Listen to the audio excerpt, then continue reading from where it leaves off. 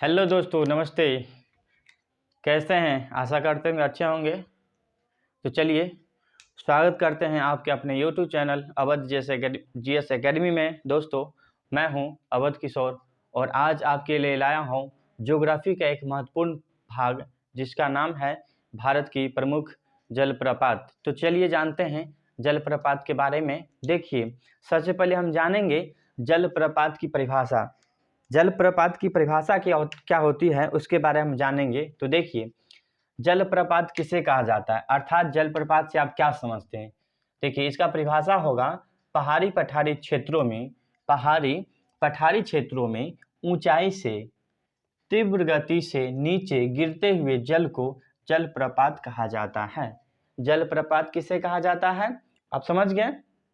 अब देखिए, अब उससे आगे हम जानते हैं कि विश्व की सबसे ऊंची जलप्रपात किसे कहा जाता है। विश्व की सबसे ऊंची जलप्रपात किसे कहा जाता है, उसका नाम है एंजिल जलप्रपात। यह कहाँ है, तो वेनेजुएला में है। कहाँ है, वेनेजुएला में हो और कोरोनी नदी पर स्थित है। किस नदी पर है, कोरोनी नदी पर स्थित है, जिसकी ऊंचाई 9079 अर्थात 979 मीटर ऊंचाई है इसकी। किसकी, एंजिल जलप्रपात की। फिर आगे हम जानते हैं, अब हम जानेंगे भारत की सबसे ऊंची जलप्रपात कौन सा है। भारत की सबसे ऊंची जलप्रपात कौन सा है, उस जलप्रपात का उसका नाम है कूचिकल। क्या नाम है, कूचिकल जलप्रपात, जिसकी ऊंचाई कितनी है, 455 मीटर। जो किस राज्य में है, यह जो है कर्नाटक राज्य में है और बराही नदी पर स्थित है। आगे देखिए, आगे हम देखिए क्या है।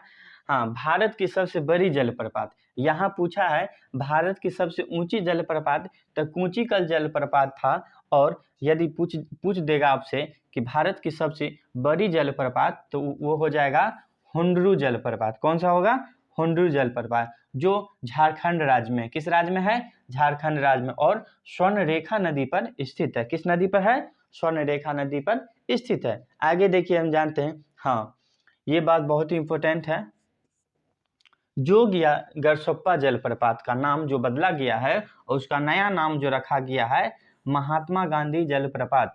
अर्थात आपसे पूछा जाएगा कि जोग या गरसोप्पा जलप्रपात का नया नाम क्या है, तो क्या बताना है, महात्मा गांधी जलप्रपात। ठीक है, फिर आगे देखिए, आगे हम हेडलाइनिंग मारे हैं, एक साइड मारे हैं, एक साइड आप भी कॉपी में ऐसा ही लिखिएगा। एक साइड लिखिए जलप्रपात, फिर डैश देकर अर्थात एरो देकर लिखिए राज्य, और फिर तीर लगा के लिखिए नदी। अर्थात यहाँ हम ऐसे लिखेंगे, एक यहाँ लिखेंगे जलप्रपात, फिर वह किस राज्य में है वो बताएंगे, और फिर किस नदी पर स्थित है वो बताएंगे। देखिए, चुलिया जलप्रपात, चुलिया जो जलप्रपात है वह राजस्थान में है और चंबल नदी पर स्थित है। फिर आगे देखिए, दुग्धधारा, कपिलधारा, धुआंधार, ये सभी जो जलप्रपात है यह एमपी में है, मतलब मध्य प्रदेश में है। और यह किस नदी पर स्थित है, तो नर्मदा नदी पर स्थित है। आगे देखिए,